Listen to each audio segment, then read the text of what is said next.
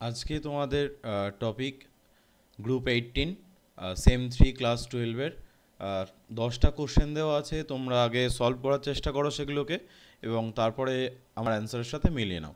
চলো দেখে নেওয়া যাক 10টা কোশ্চেন কী আছে। ফার্স্ট কোশ্চেন, ওকে, ফার্স্ট কোশ্চেন কী বলা হয়েছে দেখো। ফার্স্ট কোশ্চেন কী করেছে, 1:1 রেশিওতে, ওকে, 1:1 রেশিওতে HCF6 এবং H2O এর বিক্রিয়ায় HF এবং A যৌগ উৎপন্ন হয়েছে। ওকে, জিজ্ঞাসা করেছে এ যৌগটিকে, আগে দেখে নিই চলো HCF6 সঙ্গে H2 এর কী কী রেশিওতে রিয়াকশানটা হয়। ওকে, কি হয়, HCF6 প্লাস যদি H2 আমি 1:1 রেশিওতেই যদি দিই তাহলে কি তৈরি হবে, HF এবং হচ্ছে HCOF4। ওকে, যদি HCF6 এর সঙ্গে 1:2 রেশিওতে রিয়াকশান করায় ওয়াটারের, তাহলে কি হবে, HF প্লাস HCO2F2। ওকে, সেকেন্ড HCF6 এর সঙ্গে যদি 1:3 রেশিওতে রিয়াকশান করা হয় তাহলে কি তৈরি হবে, HF প্লাস HCO3। দেখো এই তিনটে আছে, তিনটের মধ্যে যে কোনো একটা কোশ্চেনে আছে। দেখো কোশ্চেনটা কি দেওয়া ছিল, কোশ্চেনটা আছে 1:1 রেশিওতে HCF6 এবং H2O। তাহলে দেখে নাও 1:1 রেশিওতে HCF6 এবং H2O কি তৈরি হচ্ছে, HCOF4। ওকে, তাহলে কোনটা কারেক্ট হয়ে যাচ্ছে, অপশান এ। ওকে, চলো নেক্সট কোশ্চেন। আচ্ছা, HCF2 এবং HCF6 যৌগে উপস্থিত নিঃসঙ্গ ইলেকট্রন জোড়ের সংখ্যা। আচ্ছা চলো, নিঃসঙ্গ ইলেকট্রন জোড় কী কী দেওয়া আছে,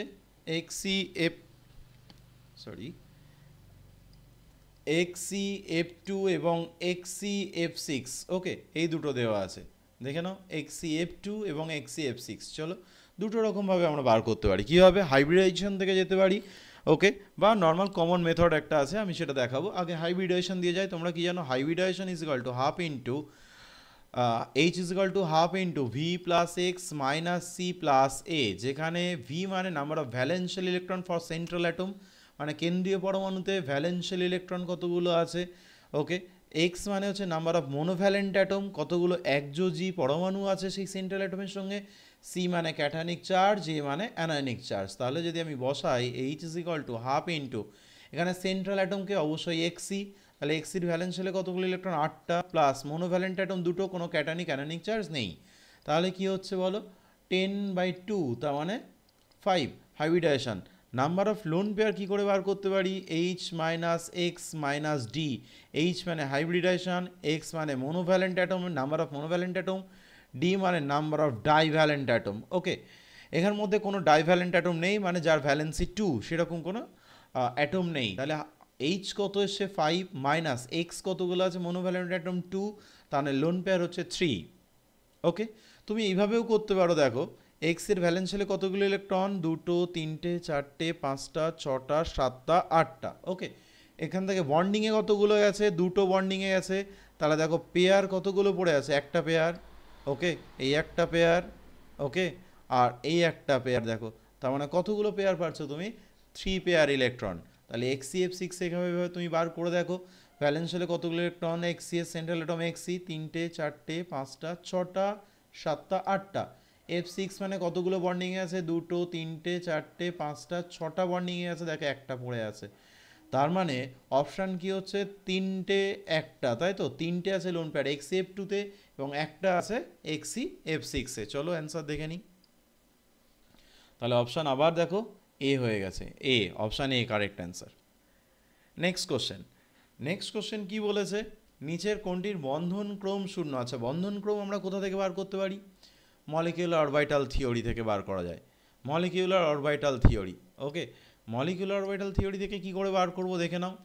আচ্ছা, He2, দেখো এটারই বন্ড অর্ডার 0 আসবে, কারণ আমরা জানি He2 এক্সিস্ট করে না, যেহেতু বন্ড অর্ডার 0 তার জন্য এক্সিস্ট করছে না। ওকে, অপশান এখানে আমি একবার দেখে নিই, এখানে He2, এই দেখো নাম্বার 3 কোশ্চেনে He2, এই যে 3 নম্বর বন্ধনক্রম শূন্য, তার মানে এক্সিস্টও করে না। ওকে, তাহলে অপশান ডি কারেক্ট। আচ্ছা, একটু দেখে নিই কীভাবে option D, HCF2, sorry He2, দেখো কীভাবে, হিলিয়ামের ইলেকট্রনিক কনফিগারেশন কি, 1s2। ওকে, তাহলে এমও থিওরি কীভাবে করব দেখে নাও। এটা এনার্জি, ওকে,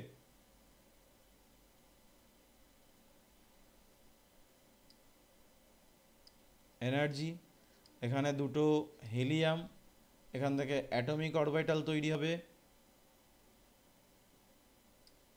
ওকে ওকে,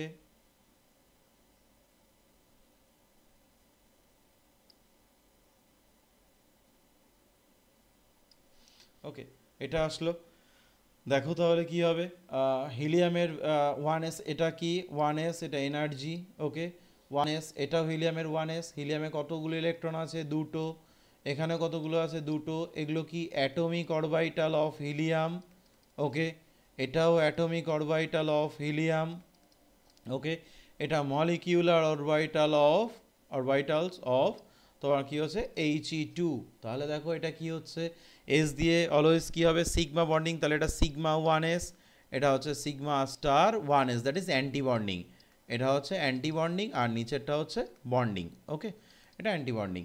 তাহলে দেখো একটা জিনিস, 1s সিগমা 1s কতগুলো ইলেকট্রন আছে দুটো, এখানে কতগুলো ইলেকট্রন আছে দুটো, তার মানে আমরা কি লিখতে পারি, bond order is equal to half into NB minus NA, bond order, তাহলে হাফ ইন্টু NB মানে কি number of bonded electron, NA মানে কি number of anti bonded electron, okay, তাহলে বন্ডিং ইলেকট্রন কতগুলো আছে দুটো, অ্যান্টি বন্ডিংয়ে কতগুলো ইলেকট্রন আছে দুটো, তাহলে বন্ড অর্ডার কত আসে 0, তার জন্য He2 এটার কোনো এক্সিস্টেন্স নেই এবং এর বন্ড অর্ডার 0, তাহলে অপশান ডি।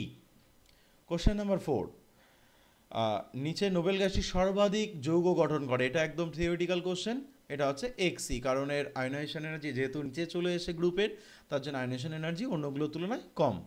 চলো নাম্বার 5 কি বলেছে দেখো, XeF6 এর সঙ্গে 3H2, XeF6 এর সঙ্গে 1:3 রেশিও, 1:1 রেশিওতে রিয়াকশন করা হচ্ছে, তাহলে কোনটা হবে দেখে নাও এখান থেকে, 1:3 বা 3:1, প্রথমটা 3 দেওয়া হয়েছে কোশ্চেনে, প্রথমটা দেওয়া আছে 3, তারপর একটা 1, তাহলে দেখে নাও কোনটা ঠিক হচ্ছে এখানে, 3:1, 3 মানে XeO3, ওকে ওকে, আর 1 মানে XeOF4, চলো তাহলে কি হচ্ছে দেখো কোশ্চেনের answer, option D, option D correct answer, ওকে।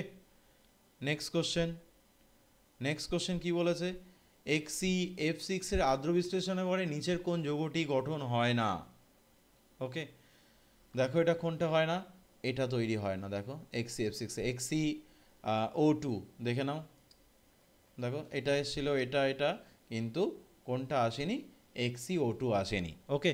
নিচের কোনটি টি আকৃতি, নিচের কোনটি ভেসপার, আবার ভেসপার থিওরি কোশ্চেন, নিচের কোনটি টি, আচ্ছা টিটা মনে রাখতে গেলে একটা জিনিস মাথায় রাখতে হবে, কোন জিওমেট্রিতে টি শেপ আসে, তোমরা জানো টিবিপিতে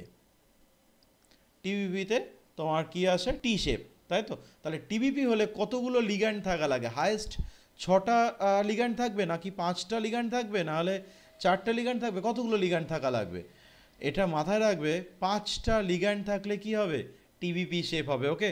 তাহলে এইবার টিবিপি শেপের থেকে আমাদের আসছে টি শেপ, তাহলে টি শেপ মানে কতগুলো লিগ্যান্ড থাকা লাগবে, অবশ্যই 3টে, তাহলে দেখো অপশান এলিমিনেট করতে পারবো আমরা, তাহলে দেখো এখানে কতগুলো লিগ্যান্ড আছে, এক্সির সঙ্গে দুটো অক্সিজেন দুটো ফ্লোরিন, তাহলে এটা নয়, এটাও নয়, তাহলে অপশান কোনটা কারেক্ট হয়ে যাচ্ছে, 7-এর দেখো এ কারেক্ট, কি করে দেখো XeOF2, আমি একটু দেখাই, XeOF2 তাই তো, XeOF2, ওকে, এটা দেখো XeOF2 প্রথম কথা আগে হাইব্রিডাইজেশনটা বার করে নাও, হাইব্রিডাইজেশন কি আসছে, H = ½ × V + X - C + A, চলো বসাও এবার, XeOF2 এর তাহলে সেন্ট্রাল অ্যাটম Xc, তাহলে 8টা, মনোভ্যালেন্ট অ্যাটম দুটো, ক্যাটায়নিক চার্জ অ্যানায়নিক চার্জ কোনোটাই এখানে নেই, ওকে। তাহলে এইবার একটা জিনিস দেখো, এই যে হাইব্রিডাইজেশন কত আসছে, তাহলে 5 মানে আমরা কি জানি, sp3d, আমরা জানি sp3d হলে ওর জিওমেট্রিটা কি হয় বলো, টিবিপি জিওমেট্রি, তাই তো, ঠিক কিনা, টিবিপি জিওমেট্রি হবে, তাহলে টিবিপি জিওমেট্রিতে এবার তাহলে শেপ কোনটা হবে বলো, শেপ তো বলেই দিয়েছে, কি হবে বলো? টি শেপ বলে দিয়েছে, তাহলে টি শেপটা কীভাবে আছে, টি শেপটা দেখি।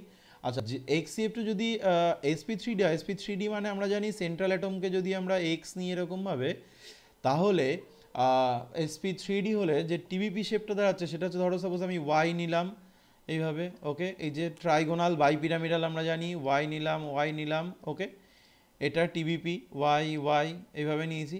তাহলে এবার সেখান থেকে কি বলেছে, এক্সিও2 এর স্ট্রাকচার, ওকে, এক্সিওএফ2 এর স্ট্রাকচার, চলো দেখে নিই। তাহলে দেখো টি শেপ কীভাবে আসছে, এক্সি, ওকে, ফ্লোরিন আর দুটো লোন পেয়ার আছে, এটা হচ্ছে শেপ, ওকে। তাহলে কি শেপ ফলো করছে দেখে নাও, ফলো করছে হচ্ছে এটা টিবিপি জিওমেট্রি এর তোমার টি শেপ, ওকে, এটা হচ্ছে টি শেপ। চলো নেক্সট কোশ্চেন, ওকে, তাহলে এটা 7 অপশান এ। আচ্ছা, নাম্বার 8 কি বলছে, নাম্বার 8 বলছে নোবেল গ্যাসগুলো ইলেকট্রন গ্রহণ এনথালপির মান কত, ওকে। আচ্ছা, নোবেল গ্যাসটা কি ইলেকট্রন গেইন করতে পারে, দ্যাট ইজ ইনার্ট গ্যাসটা কি ইলেকট্রন গেইন করতে পারে না, তাহলে ইজ অলওয়েজ কি হবে বলো, এটা অলওয়েজ ইজ অপশান এ, 0 থেকে কি হবে এটা বলো, তাহলে অপশান এ কারেক্ট অ্যান্সার হয়ে যাচ্ছে। 9-এরটা বলো, এটা একদম থিওরিটিক্যাল কোশ্চেন, ওকে। 9টা কি বলছে, সমুদ্রে ডুবুরিরা শ্বাসকার্য জালে কোনটা ব্যবহার করা হয়, ব্যবহার করছে ওরা, তাহলে এটা মনে রাখবে option B correct answer, O2 এবং HE ইউজ করে ওরা, ওকে, এই মিক্সচারটাকে ইউজ করে, এটা মাথায় রাখবে একটু, কোশ্চেনে খুব আসে কোশ্চেনটা কিন্তু। নাম্বার 10 কি বলেছে, কোন যৌগটি জৈব যৌগ সংশ্লেষণে বিকারক হিসাবে ব্যবহার করা হয়, ওকে, কোনটা অর্গানিক সিনথেসিসে তোমার বিকারক হিসাবে ব্যবহার করা, দেখবে এটা XCF2, এটা একটা থিওরিটিক্যাল কোশ্চেন, এটাও মাথায় রাখবে, XCF2 ইউজ করা হয়, ওকে। তাহলে গ্রুপ 18-এর 10টা কোশ্চেন ছিল, তোমরা কতগুলো পেরেছো জানিও আমাকে কমেন্টে, আর বড় গ্রুপ 17-16-এর পরবর্তী ভিডিওতে আমি MCQ দিয়ে দেবো, তোমরা করতে থাকো এবং অ্যান্সারগুলো আমার সাথে মেলাতে থাকো, ওকে। Thank you.